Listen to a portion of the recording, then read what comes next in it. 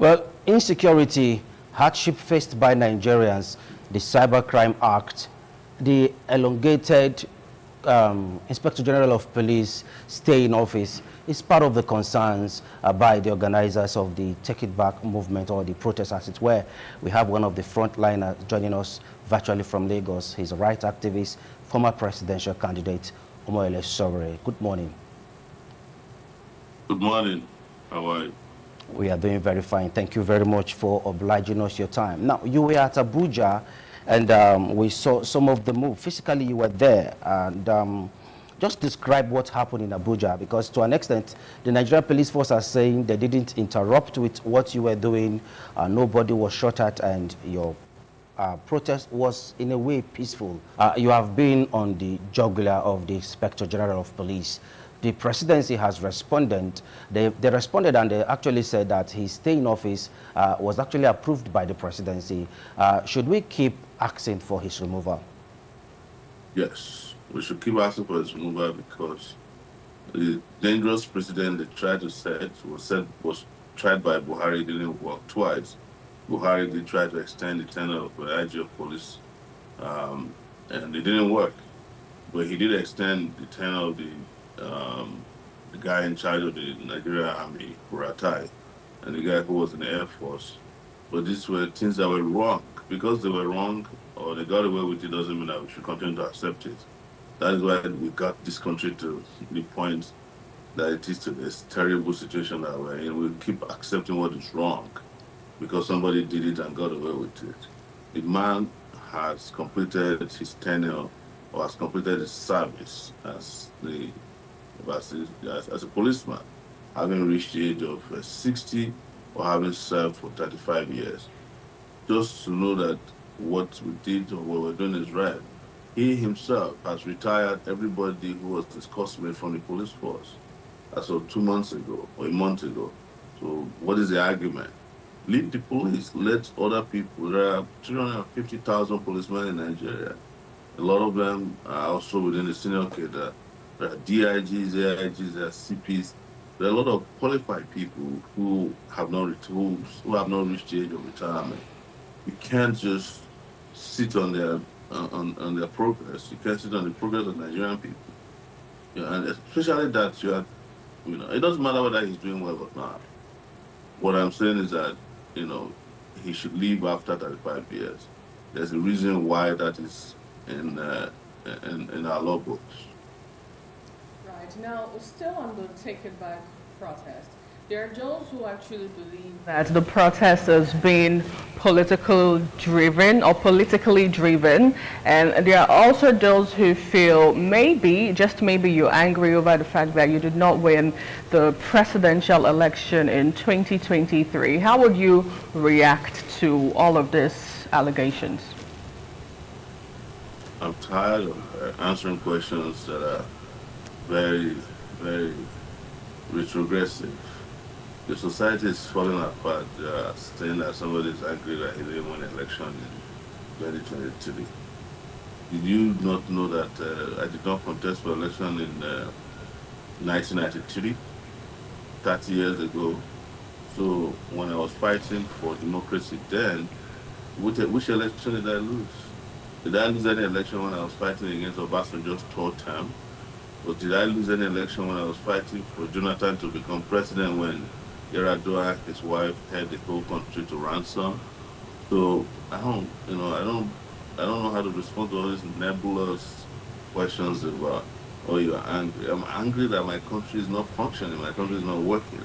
That's what I'm angry about. And anybody who's not angry about it, has a problem. And the other question about whether the protest is political or not, who is saying that it's not political? Every decision that's taken about our life is political. Decision about the economy is political. There are decisions about cyber crime or security of the country is political. These are politically driven problems. So we can't sit pretty and be asking, when our lives are under threat, that we want to be politically correct and say, oh, our protest is not political. It's of course political. We are all political animals.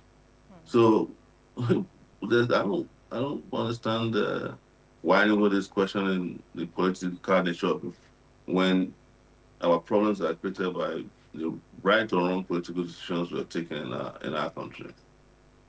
Okay, so the day the protest was actually held also doubled to be the National Police Day, and prior to that incident or that event, we had Muyiwa Adejobi come out to appeal to the Take It Back movement not to go ahead with the protest. Now the question is, why did you still go ahead with the protest on that day? Well, if the National Police Day doesn't stop the fundamental rights of Nigerians to protest, there's nowhere in the world where a program by any agency of government stops citizens from exercising their fundamental rights to protest or to freely speak or associate. I don't even pay mind to Muiwa anyway, so it's part of the despicable people that we need to get out of our way if this country is going to make any progress.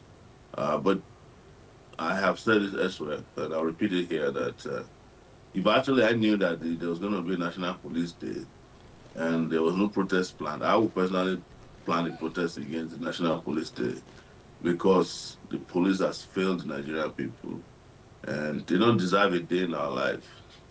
They don't until the place is fixed.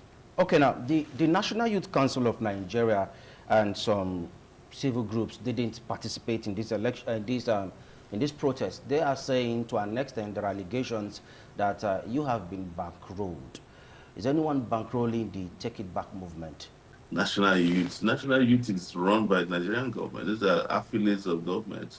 How can they participate in protests against their own benefactors? Don't you know the National Youth Council of Nigeria? These are guys who are hustlers. How can you be comparing Taking Back movement with National Youth Council of Nigeria? Those guys are just hustlers looking for what crumbs. Okay, sure. Let's move on now. The central concerns of the protest was the Cybercrime Act. Why is this seen as a threat to freedom of expression? It is a threat to even you as a journalist who is sitting there that somebody can say that after this show, you should be arrested for interviewing show, right? Or things that I've said here. Instead of if there is an issue that they have with you regarding slander, defamation, or whatever they think you might have said they don't like, you go to a civil court. So it, uh, this particular cybercrime law or act, which was promulgated by former President Goodluck Jonathan in 2015, or signed into law by him, is the same thing that the colonial masters were using in during the colonial era that they call sedition. So it's meant to silence people. So if you don't have a problem with it, I have a problem with it. That somebody cannot speak freely in his own country, or TikTok, or Facebook, without being harassed by the police. And the police is supposed to do security work. The country is burning and kidnapping everywhere. Police is not interested. They can't track a kidnapper, but they can track a TikToker. They've gotten their priorities wrong, and no law should be promulgated that says or that prevents people from speaking out in a democracy. Otherwise, we should no longer pretend that we're under democratic rule. Even under the military, we spoke up. And that was how we were able to bring about democracy. And under democracy, people are saying you can't speak. And he said, you don't have a problem with that. Or what's my problem with that? I have a problem with anything that interferes with my right to freely express myself. It's called freedom of speech.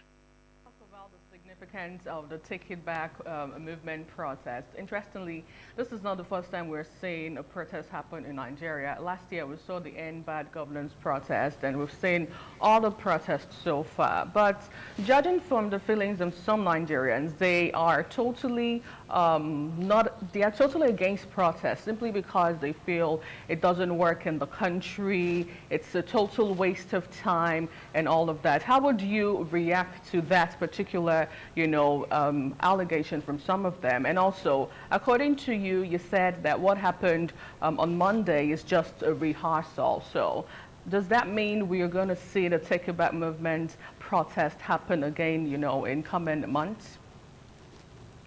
First, let me correct you. I don't think you should be using the word total. Nigerians are not totally against protest. Not correct. The people that protested on Monday are Nigerians.